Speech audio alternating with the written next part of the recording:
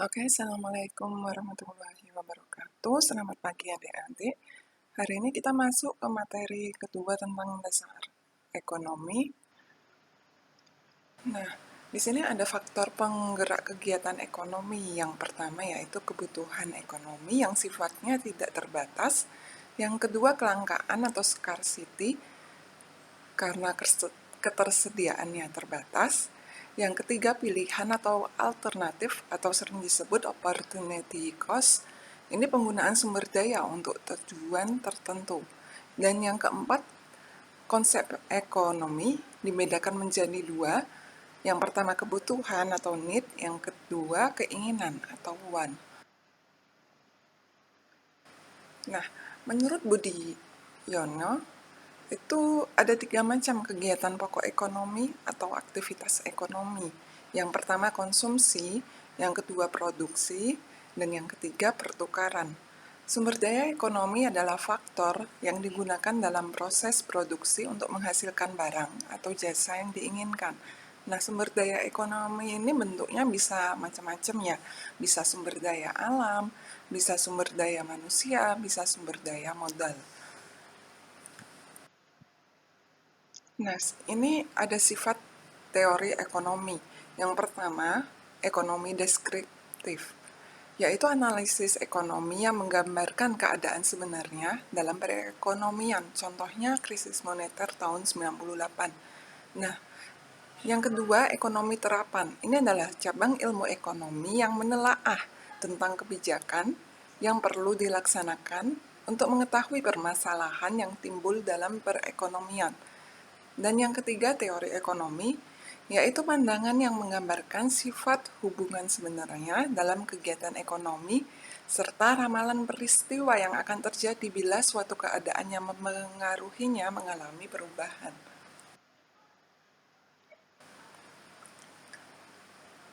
Prinsip dasar ekonomi dalam memenuhi permintaan yang tak terbatas, sementara faktor produksinya yang tersedia terbatas, jadi minimize input, maximize output. Nah, di sini ada 3 hal yang perlu diperhatikan. Yang pertama permintaan atau demand, yang kedua produksi atau supply, yang ketiga pertukaran atau market. Nah, prinsip dasar ekonomi.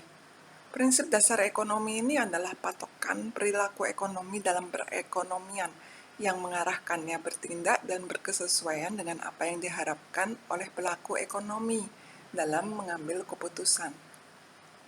Nah, menurut Gregory Mankiw, itu prinsip ekonomi dibagi dalam 3 bagian. Yang pertama, bagaimana kita membuat keputusan. Yang kedua, bagaimana orang-orang berinteraksi. Dan yang ketiga, bagaimana perekonomian secara keseluruhan itu bekerja. Nah, kita masuk ke bagian yang pertama, bagaimana kita membuat keputusan. Di sini kita harus melakukan trade-off. Biaya adalah apa yang dikorbankan untuk memperoleh sesuatu. Orang rasional biasanya berpikir secara bertahap, dan kita bereaksi terhadap insentif. Nah, prinsip ekonomi yang kedua, bagaimana orang-orang berinteraksi. Perdagangan dapat menguntungkan semua pihak. Pasar biasanya sebagai tempat yang baik untuk mengorganisasikan kegiatan ekonomi. Pemerintah dapat memperbaiki hasil-hasil mekanisme pasar.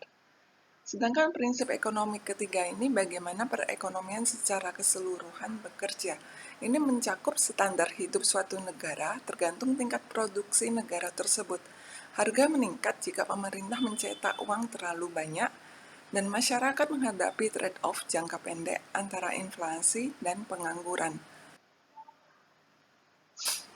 Nah, kita masuk ke 2 model pendekatan ekonomi. Yang pertama, diagram aliran sirkuler.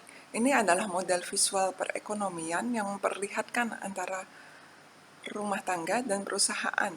Jadi bagaimana sih aliran uang melalui pasar? Nah, yang kedua, batas kemungkinan produksi. Ini adalah grafik yang memperlihatkan berbagai kombinasi keluaran yang mungkin dapat diproduksi oleh perekonomian dengan faktor produksi tertentu dan teknologi produksi yang tersedia. Nah, ini ada diagram aliran sirkuler. Ini ada pasar barang dan jasa, dan di sini pasar faktor produksi, ada perusahaan dan rumah tangga.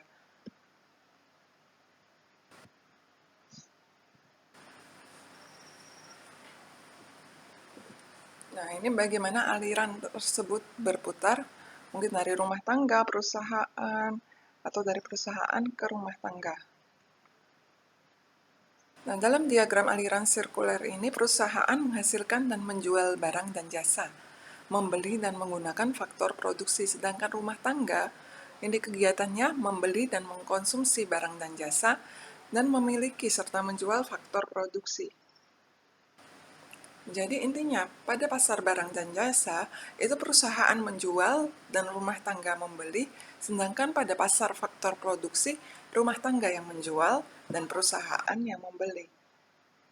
Nah, batas kemungkinan produksi. Konsep yang digambarkan dalam batas kemungkinan produksi ini adalah efisiensi, trade-off, biaya kesempatan, serta pertumbuhan ekonomi. Nah, misalnya dalam perekonomian itu hanya menghasilkan dua barang ekonomi, yaitu pisau dan beras. Nah, ini alternatif produksi yang mungkin.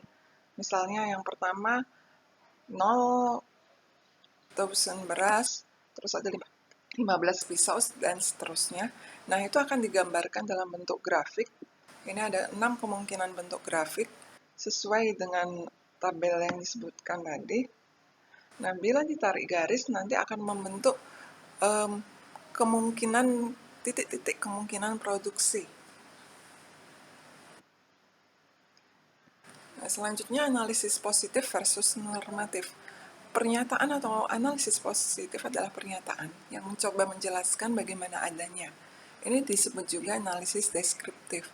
Sedangkan analisis normatif itu adalah pernyataan yang mencoba menunjukkan yang seharusnya, atau disebut analisis perspektif. Nah, mungkin untuk pertemuan ini cukup sekian. Kita ketemu lagi minggu depan. Terima kasih.